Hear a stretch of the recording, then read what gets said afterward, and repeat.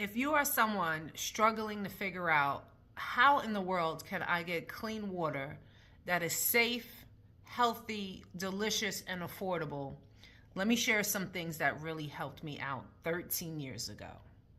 So one thing that I needed to understand is that water has always been an issue. Water quality has always been an issue from the beginning of time.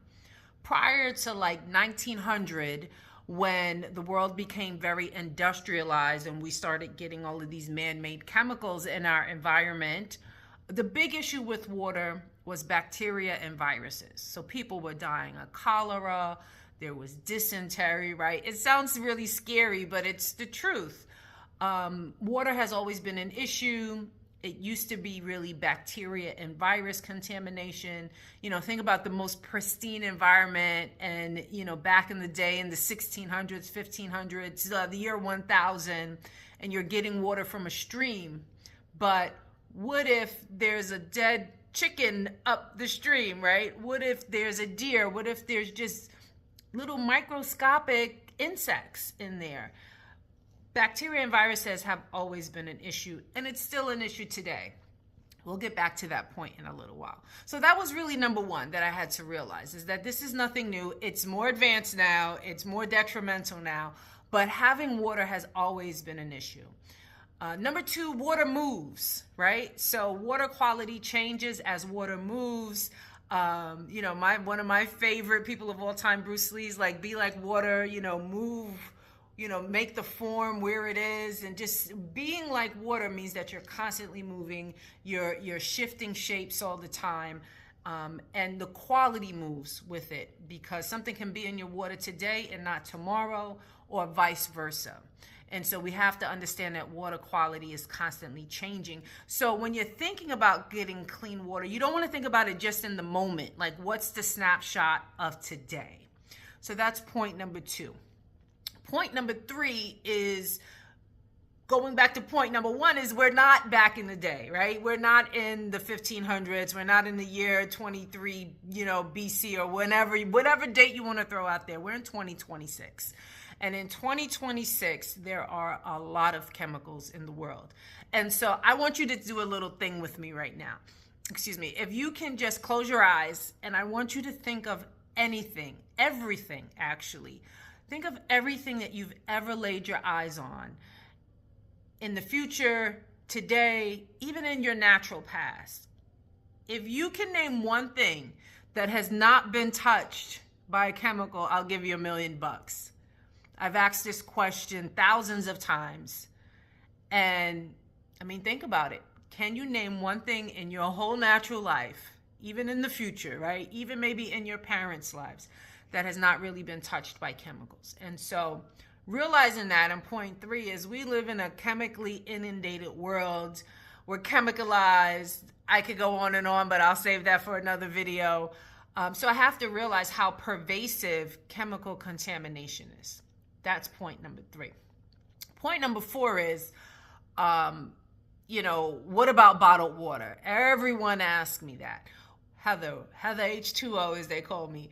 What's up with bottled water? What's your favorite bottled water? Now, the truth of the matter is, I don't have one. And the reason I don't have one is because of a few things. The first thing is, even if you get the most pristine, you get to the most pristine source, you bottle it there. How does it get to you? How many things does the bottle of water have to go through to actually reach you, right? Is it sitting, you know, is it coming from some far away, pristine land where there's not as many chemicals? Well, even if it's bottled there, how is it bottled? Is it sitting in plastic? We have all heard of microplastics, right? Is it coming across the sea on, ocean liners, baking in the sun? Once it gets to the national ports, how does it get to the distribution center, right? How much energy does that take? How much oil is being spent? How does it get from the distribution center to the store, where you have to then go pick it up, bring it back to your house, and then drink it? What's the cost of that process? Now, there is a place, right? So all of the different kinds of bottled waters, you know, Reverse osmosis is least on my list. It's my least favorite because the water is literally stripped of everything, including the life that's in the water. So if you use reverse osmosis, it's very hard to remineralize the water, which is a big thing that a lot of companies talk about. You need minerals in your water because the minerals go into your cells first, and then they bring the water into your cells. So we drink water to be hydrated. And if we don't have minerals in our water, the chances of being hydrated get greatly reduced. I'll leave it at that. With that said, we'll get into technologies, and I will tell you when reverse osmosis is necessary. Sticking to bottled water, it's great for when you have a true emergency and you don't have any tap water. And this has happened before, right? So it might be a good idea to have some on stash, especially when you go into crisis situation, a terrible storm. You have, unfortunately, like the city of Paterson, New Jersey, they had a whole month last summer because of a bacteria and virus issue, and people were not prepared. I'd like to make them prepared, but they weren't prepared to deal with that, and so they had to rely on bottled water. So again, I don't have a favorite bottled water. Bottled water is not regulated, so you just don't know what's in the bottle. There's bottled water recalls all the time. You have just unknown sources of water. Sometimes it's just tap water, quite frankly, and we just don't know. Emergency use only. During emergencies, it's not about how we get sick from water, unless it's acute, like you have E. coli in your water, which does happen quite often actually, but unless it's acute, a couple of weeks is not going to harm you long term. It just isn't. It's what we do all day, every day. Okay, so if you've seen some of these class action lawsuits, it's about long-term exposure. So I have to rethink how I think about bottled water, right? Because I was somebody 20 years ago. I lived on a 5th floor walk up in the Bronx, a beautiful apartment. Somebody just reminded me how beautiful it was today. And I would, have two gallons in each hand because I've always drunk a lot of water. So that's something you want to think about. And then 4, the technology. So if bottled water isn't the answer, so what am I supposed to do? And that was the exact question I needed to ask myself. I was the first person with a pitcher, right? A pitcher filter. And I had it for years. And then when it came to the big one that you could do 2.5 gallons, I was the first one with that. Unfortunately, the contaminants that do make us sick, right, that are tied to chronic, sometimes irreversible diseases that are linked, to just deteriorating our quality of life and are very, very harmful. These toxins are so small. They're so small. They're what we call submicron. Right, so you need a very powerful microscope to see these contaminants. That's why if you've ever heard the term parts per billion or parts per trillion, okay, that's like a part for every trillion dollars. I want $1 trillion. Every trillion drops of water, right? One piece of this toxin. Every billion parts of water, one piece for this toxin. So they're so small, and you really don't need a lot of them to wreak havoc on your life, on a community. It's just not that much. So my point is, with these type of chemicals, it's very hard to remove them. And so the technology that's out there needs to be very advanced. It needs to be scientifically proven and tested by reputable third-party companies. Most of them are going to be nonprofit. Why do I know this? Because this is what the schools require. When I work with schools, the products that they are allowed to buy by law have to meet a certain certification, a certain criteria, because we know, okay, this product has been rigorously tested. It's been rigorously tested. It meets the standards more than any kind of natural contamination, right? Usually it's like 100 times more than what the worst case scenario. We'll put 100 times more chemicals and see what it can do. And then we'll cut the life of what we're going to say it can filter in half. So there's a lot of protections for public health that are built in.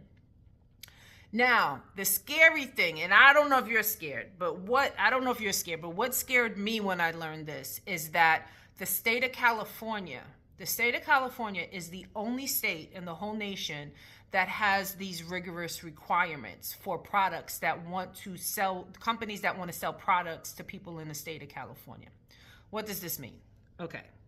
Most of us have heard of lead, right? Lead in water. I'm working with some schools now that have lead violations. So most of us have heard of the damaging effects of lead in water. If you don't know, it is a known fact that in the medical world that if you have exposure to water that has over 15 parts per billion of lead, you may, especially if you are a young adult or a child, you may experience irreversible brain damage, meaning your brain will not develop to its capacity and the damage probably won't be able to be fixed. So, if you're going to claim as a manufacturer of a product that you can actually take lead out, then you need to be able to prove it time and time again. Your marketing materials need to match that. What you're telling the public, your commercials, everything needs to match up. And so there is an organization that has the highest standard, the Gold International Standard, and their name is NSF. The website is nsf.org. I'm going to put out a future video to help you understand how to navigate nsf.org. Very, very important. Why am I bringing this up again? Because unless you live in California, there's nothing preventing a company from saying it can do X, Y, Z and not being held fully accountable for their claims. Bacteria and viruses. Listen, we just came out of the pandemic. No matter what you believe about it, right? Because I'm the first to say it was a little suspect, but no matter what you believe about it, we all know people who have passed away. We all know that bacteria and virus contamination is nothing we want to deal with at all, ever. And so if you're going to say you have the ability to take bacteria and viruses out, you must be able to do that. Sidebar, most, digestive tract sudden sickness is caused from bacteria and virus infection in the water. It's very, very common. Another video I'll go over specifically on that, about how that happens and how come it's so common. Another chemical, one of the teeniest, tiniest, most resistant ones that's just horrific and damaging are these forever chemicals. Now, lead is parts per billion. Forever chemicals, or the PFAS, PFOA group of chemicals, they're parts per trillion. This means they're even tinier. My point is, you got to know what you're doing when you're making an informed decision. When you're spending your hard-earned money, let's just talk about this. You're going out there, you're spending your hard-earned money, and you're trying to protect your family, you're trying to protect your school. Well, if you're in a public school, you have criteria you must meet. But if you're in a private school, whatever the situation is, you gotta know this stuff, people. You have to know it at this point in time, because otherwise you can be easily self-defeated.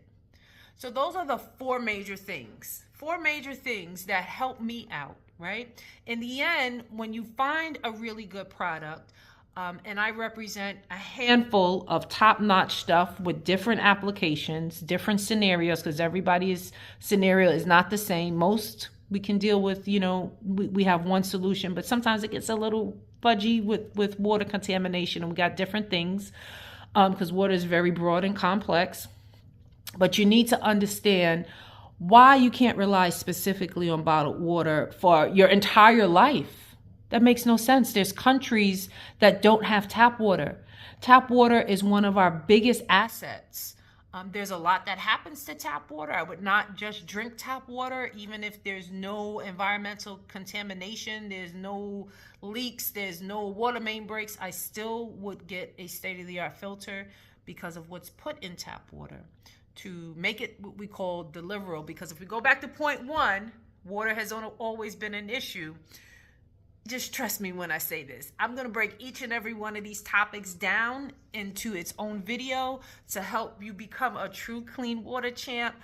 In the meantime and in between time, if you have any questions, leave a note below.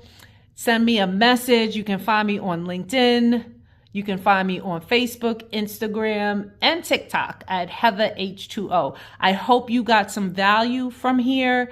I do speak with people on a consultative basis to help you make some decisions, and you can look forward to a lot more videos. By the way, because of this booming green economy, we are looking for some motivated, talented people who are interested in helping us grow, serving the masses, and enjoying some nice financial benefit. From the top of my heart, I wish you the very best. Peace out. Heather H2O.